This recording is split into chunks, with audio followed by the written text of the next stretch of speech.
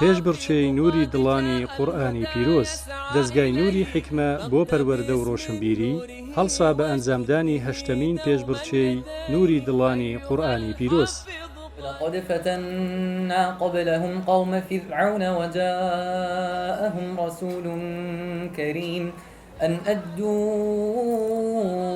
إلي عباد الله إني لكم رسول أمين. بۆ ئاستەکانی 5 جوزئی، 10 جوزئی، 20 جوزئی و 30 جوزئی لەسەر ئاستی گشت لوق و بازنەکانی دەستگا. پێشبڕچێیەکە بە دوو قۆناغ بەڕێوە چوو. قۆناغی یەکەم کە لە ماوەی 2 هەفتە ئەنجامدرا لە بەرواریی 1 2022 تاکو 15 2022 زیاد لە 200 قوتابی قورئان بەشداربوون تیایدا. لە هەر لوق و بازنەیەکی دەستگا لە ڕێگای لیژنەی تایبەتەوە هەڵسەنگاندنیان بۆ کرا. پاشان یەکەمەکانی هەر ئاستێک لە برایان و خوشکان دەرچوون بۆ قۆناغی دووەمی پێشبڕچێیەکە. قۆناغی دووەم لە نووسینگەی دەستگا لە شاری هەولێر بەڕێوە چوو کە تیایدا لە ڕێگەی لیژنەیەکی تایبەت لە ماوەی 3 ڕۆژ هەڵسەنگاندن بۆ سەرجەم یەکەمەکانی قۆناغی یەکەم ئەنجامدرا کە ژمارەیان 56 کەس بوو. تیایدا یەکەم و دووەم و سێیەمی گشت ئاستەکان دیاریکران.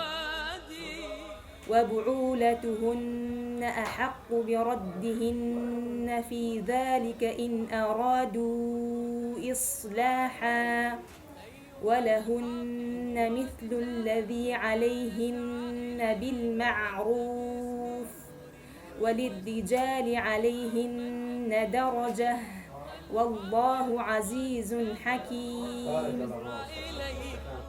لە پێشبڕچێیەکە 90 نمرە لەسەر لەبەرکردن و 10 نمرە لەسەر ڕەچاوکردنی یاساکانی تەجوید بوو. قوتابی قورئان لە ئاستی 5 جوزئی و 10 جوزئی 4 پرسیاری ئاراستە دەکرا. لە ئاستی 20 جوزئی و 30 جوزئیش 5 پرسیاری ئاراستە دەکرا.